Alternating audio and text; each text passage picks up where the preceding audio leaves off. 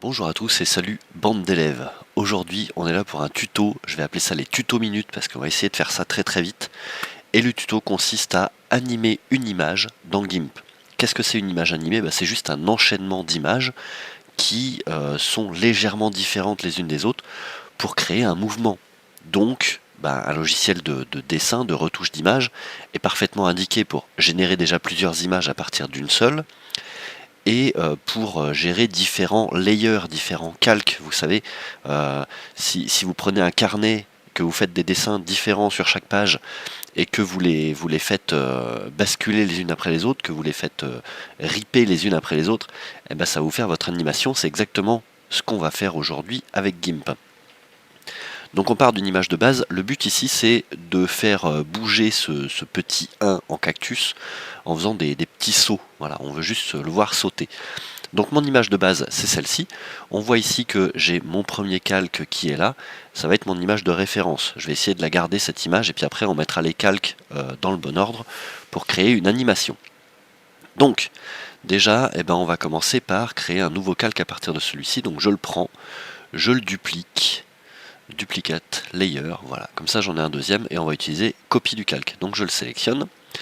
On va ici prendre l'outil mise à l'échelle. Alors vous pouvez faire juste Maj S, comme ça vous savez que vous êtes dedans.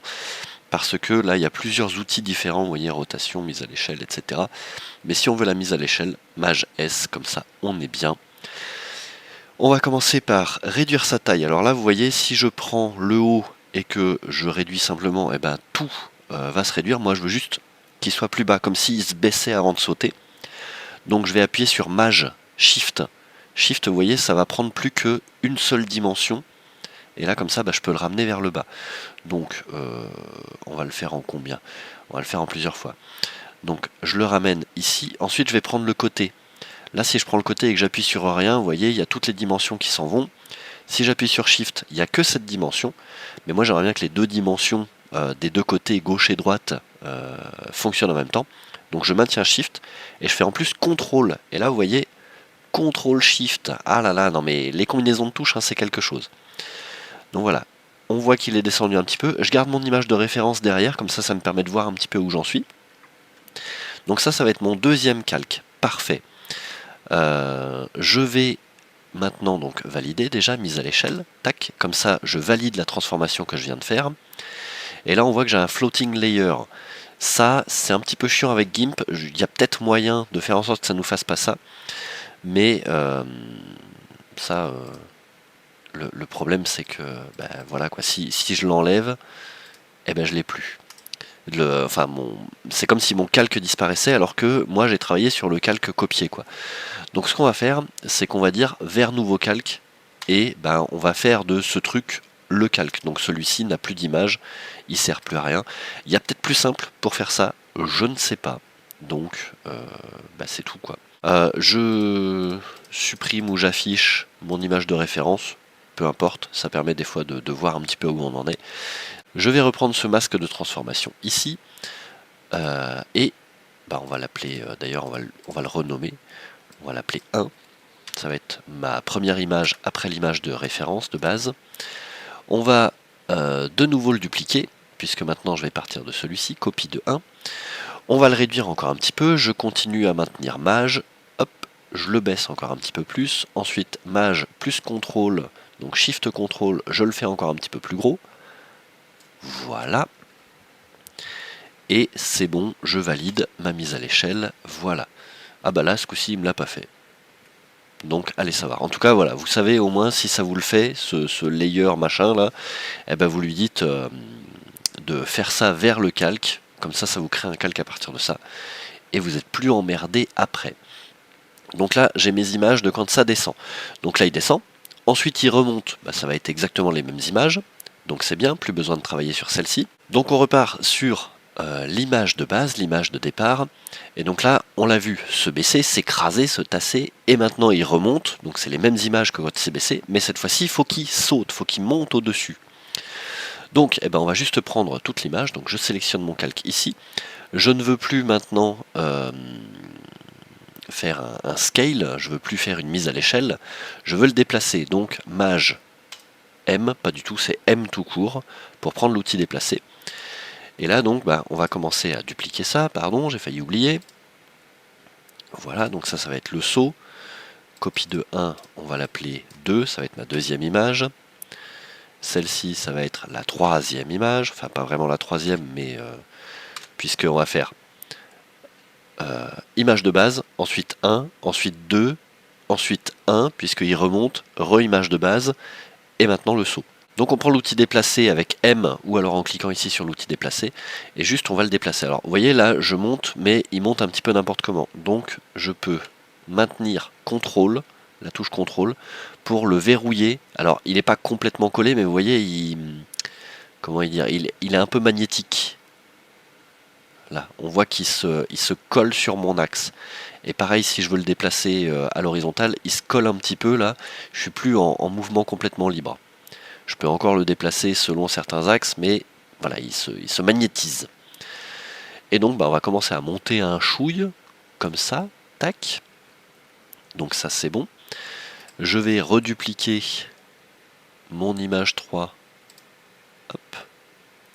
Ça va devenir image 4.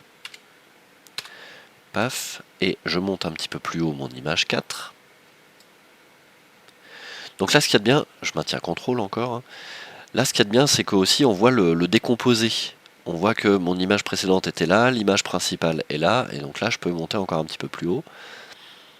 Hop, voilà, ici. Donc si j'active tous mes layers, voilà, on voit tout le monde, et puis c'est un joyeux bordel. Donc, maintenant je pense que j'en ai assez, puisque un saut c'est quand même assez simple, hein. On s'écrase, on remonte, donc ça va être les mêmes images. On saute, on redescend, ça va être les mêmes images à nouveau. Donc maintenant il faut juste dupliquer les bonnes images et mettre tout ça dans le bon ordre. Donc pour mettre tout ça dans le bon ordre, on va partir de l'image de base qui est celle-ci. On va la mettre tout en haut. Après on commence à s'écraser un petit peu. C'est celle-ci. On va la mettre après. Ensuite on est full écrasé, donc hop, je cache tout. Donc on a ça au début. Ensuite ça, je commence à m'écraser. Ensuite ça, je suis complètement écrasé. Ensuite on va dupliquer celle-ci. Et on va la mettre après. Voilà. Donc là, image de base, je m'écrase un peu, je m'écrase beaucoup, je m'écrase un peu. Et donc maintenant je suis de nouveau sur mon image principale. Donc je vais me la dupliquer. Je descends en dessous de mon copier 1, puisque c'est là que je remonte. Après j'ai le saut. Là je commence à sauter.